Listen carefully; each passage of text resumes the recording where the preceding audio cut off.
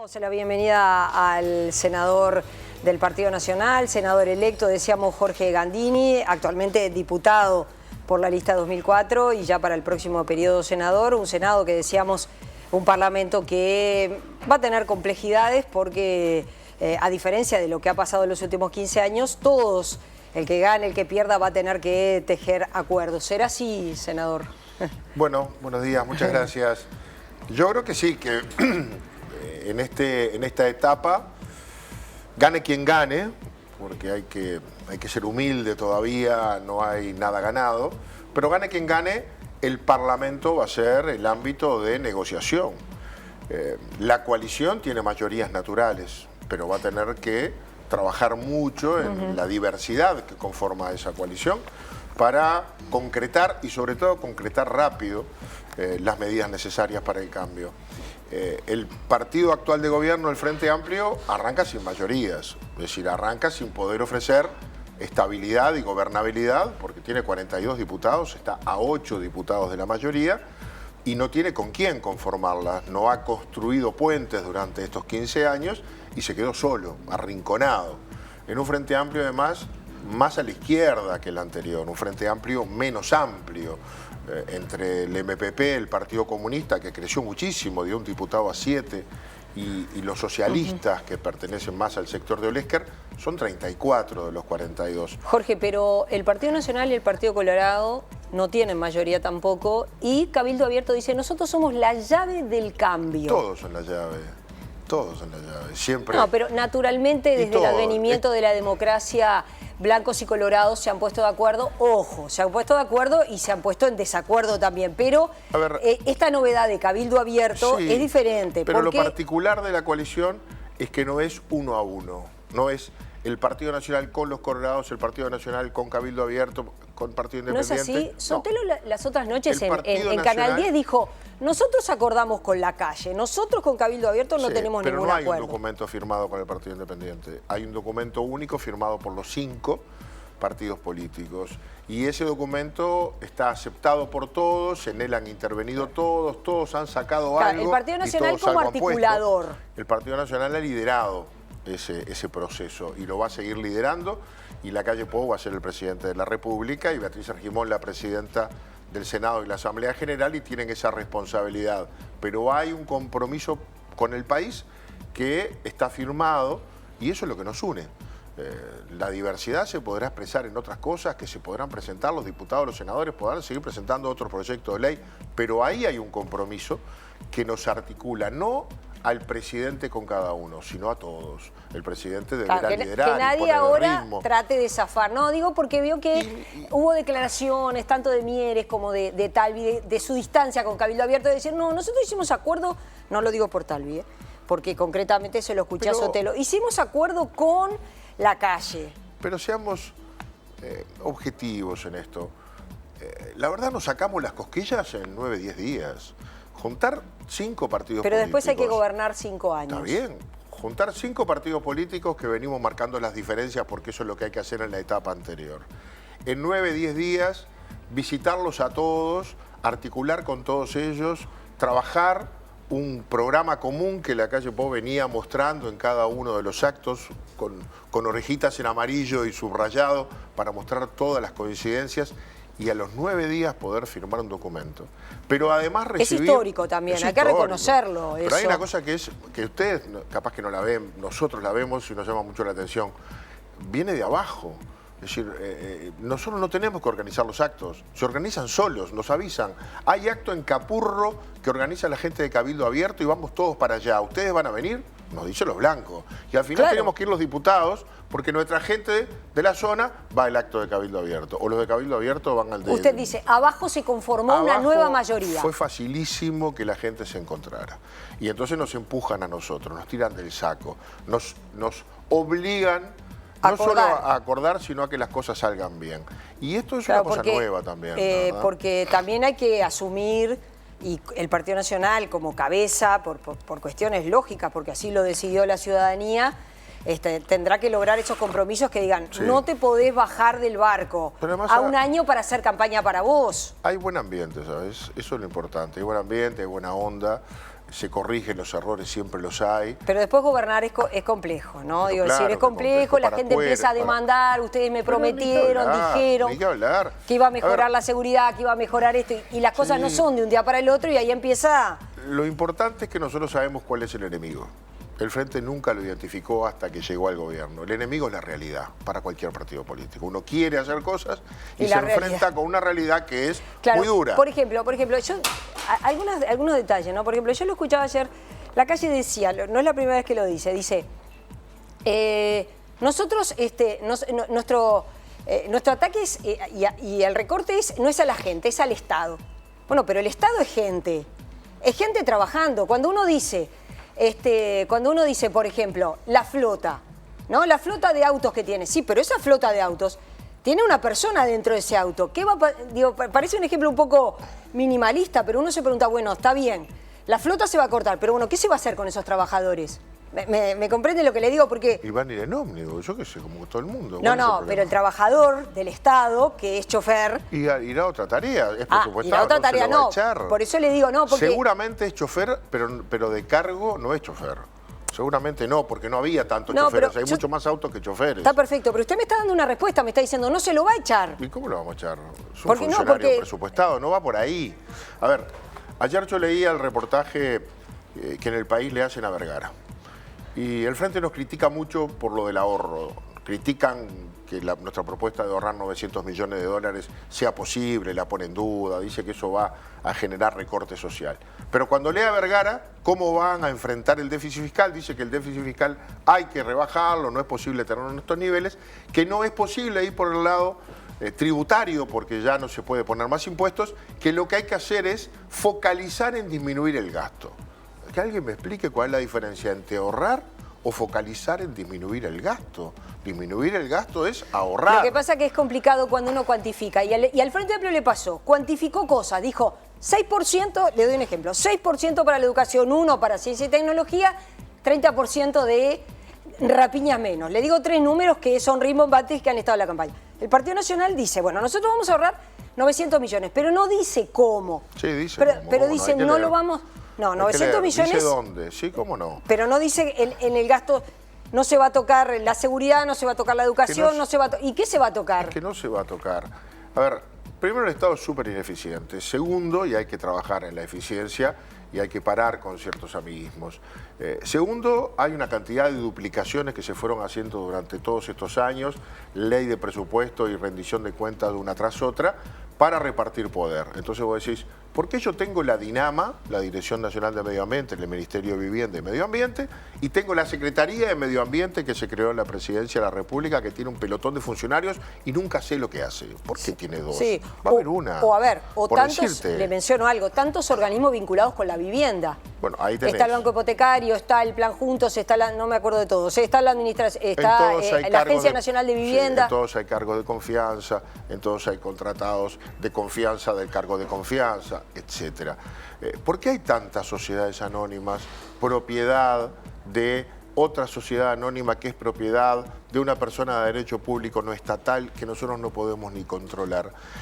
¿Son funcionarios públicos? No, pero muchos de ellos son funcionarios públicos del organismo madre, son funcionarios públicos de ANCAP y luego además son funcionarios privados de una empresa propiedad de ANCAP. Y usted dice, ¿es todos eso? No, porque ¿qué pasa? El tema es números que muevan la aguja.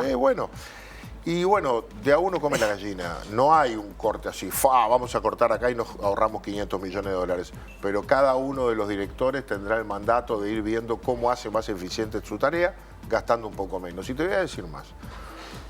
Los 900 millones de dólares legalmente se pueden ahorrar con más facilidad en el año 2021, porque el presupuesto que vamos a heredar es este.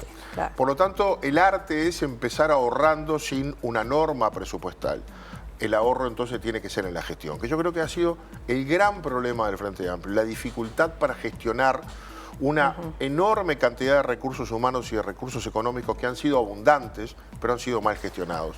El foco hay que ponerlo en los resultados, no en el gasto, sino en la capacidad de obtener resultados con las políticas que generan gastos. Le pedimos a la gente dinero y con ese dinero tenemos que obtener un determinado resultado. Si la educación pública pasó de 800 millones de dólares de gasto a 3.000 millones. ¿Está bien? Bueno, está bien si yo con eso logro que los estudiantes aprendan más, que lo de los estudiantes o los niños de los sectores más vulnerables tengan más posibilidades de permanecer en el sistema, deserten menos, aprendan mejor y de ciclo a ciclo pasen con más capacitación. Si yo gasto todo ese dinero y después tengo que aflojar las marcas a la hora de evaluarlos y los dejo pasar porque no aprenden bien, o llegan al segundo ciclo sin comprensión lectora y por lo tanto no me pueden entender lo que viene en esa etapa y en la mitad del camino se me van o se me aburren. Entonces, La Plata no obtuvo el objetivo. Pídame dinero y dígame qué va a obtener. Yo voy a medir el resultado y entonces voy a poder mantenerle esos recursos o no en la medida que los resultados sean obtenidos. Jorge, está bien lo que usted dice, pero no hay ningún país que sea ejemplo para Uruguay, por ejemplo, ¿no?, que tenga menos de lo que hoy se otorga en el Uruguay. Cuando uno dice, bueno, hasta Chile, con sus críticas a la educación, pero que tiene mejores resultados, Chile hace rato que superó el 1% para ciencia y tecnología. Le digo Chile, un país desigual, en crisis, bla, pero en algunas cosas Chile. Incluso en la plata que destina a la educación. En una educación compleja, con aspectos de privatización que los estudiantes, que el movimiento social reclama. No quiero entrar en eso, no es el caso del Uruguay. Sí. Pero donde en los recursos que... Finlandia, digo países que son espejo y ejemplo, donde nos queremos mirar. Pero ¿es cantidad o es usarla bien? Es usarla bien y es cantidad. No, bueno, porque lo que pasa es que... Las dos cosas, ¿verdad? Porque nadie otorga 4 con amontonar plata y no usarla bien, fíjate, cuando el Frente llega... gastábamos en seguridad pública 270 millones de dólares. Hoy gastamos 910 millones de dólares. ¿Mejoró la seguridad pública? No, hoy tenemos más policías. No hacen 222, por lo tanto no tienen que dormir en la comisaría. Están mejor equipados, están mejor armados, son muchos más. Bueno, es un punto de partida más interesante que no tener todo eso. Pero las rapiñas crecen, o sea, el resultado obtenido con esa... Sí, pero por eso no le puedes sacar presupuesto, hay que darle ese mismo o más para seguir mejorando. Hay que ser eficiente, no tengo que darle más plata, tengo que cambiar la mirada, vos fíjate... Pero el problema es de la policía o es de la fractura social. No, es de la gestión, toda la reforma, o parte de la reforma que se hizo en el sistema fue eliminar las comisarías para pasar a las zonas. Ahora, hace que unos meses, Leal dijo... bueno, pasar a las comisarías es como poner un videoclub en los tiempos de Netflix. Ahora que nos están... Ahora, con Martínez candidato ya en el tirón final, ¿qué dice Leal? Vamos a volver a reforzar las comisarías. Mire, yo, como yo también soy veterana... No está claro el proyecto. Claro, pero a ver, yo cubro Parlamento de la década de los 80. Sí. Cubrí la Ley de Seguridad Ciudadana año 1995. A ver, en el Uruguay... el delito ha ido en ascenso y se han tomado todo tipo de medidas. ¿Qué pasa? Voy a decir, a ver, de todo. Se ha tenido las comisarías, se ha tenido el pago, se ha tecnificado y el delito sigue en ascenso. Porque... Pero para una cosa que siga en ascenso. Otra cosa es que en el 2017 se nos había prometido rebajar las rapiñas. En el 2017 hubo casi 20.000 rapiñas y en el 2018 30.000. 52% aumentaron las rapiñas y 50% los homicidios. A ver, ¿ha aumentado el delito? Sí, las sociedades son más violentas en general, pero nunca de 50% por año. Es decir, hay un problema de gestión. Se hizo un cambio que generó resultados exactamente contrarios.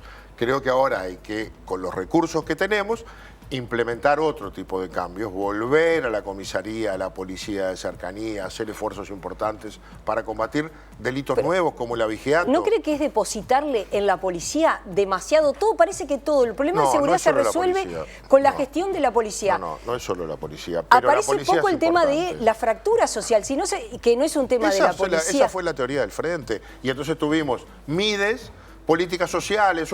y nos aumentó la rapiña. Eso demuestra que no es necesariamente una cosa consecuencia de la otra. Hay problemas sociales, hay que tener políticas sociales, pero con las políticas sociales no podemos enfrentar el narcotráfico. Es decir, el crecimiento del delito y sobre todo el crecimiento del delito violento tiene mucho que ver con la llegada del crimen organizado del Uruguay, del narcotráfico. Pero es que el crimen organizado se mete en América Latina en la fractura social, captando los chiquilines que el Estado está ausente de atenderlos. Sí, está ausente de atenderlos y Pero también, no los atiende la policía. Y también de tener presencia activa en las zonas donde se desarrolla el delito. Ese es el problema. El Estado abandonó determinados territorios y dejó que la autoridad pública sea sustituida por la autoridad criminal. Pero en realidad en esos territorios está la policía y de pronto lo que falta, y hay que reconocerlo... ¿De verdad está la policía? Sí está la policía. No está la policía, no está. Lo que no está es la policlínica, va con los helicópteros la de escuela. mañana, nos lo muestran por televisión, el operativo Venado, es un espectáculo maravilloso. Vas a la semana y no está más la policía. No está más la policía. Eso es lo que pasa. Le tienen que poner luces verdes a las ambulancias, porque a los policías los corren a pedradas. Para que no corran a pedradas las ambulancias, le ponen luces verdes. Ya no son más azules y rojas. ¿Qué quiere decir? Que la policía no llega. El territorio está dominado por bandas de crimen organizado que defienden un negocio de alta rentabilidad económica, claro, que tiene que reclutar gente joven que no tiene ni trabajo ni nada, y no hay trabajo que le dé esas ganancias, y entrena a esa gente para el narcotráfico, que después te roban un banco o un hábitat o un almacén. Es decir, el poder de fuego que tienen esas personas con una moto y un casco es increíble, pero eso nace también del narcotráfico. Ahora se acordaron de combatir el narcotráfico al menudeo.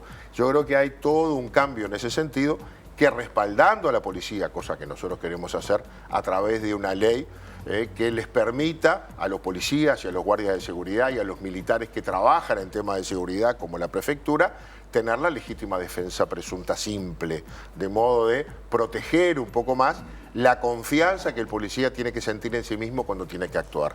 Estas cosas, junto a otras, son las que tienen que cambiar. También el tema carcelario. Es cierto que uno se mira lo que pasa en la región, ¿no?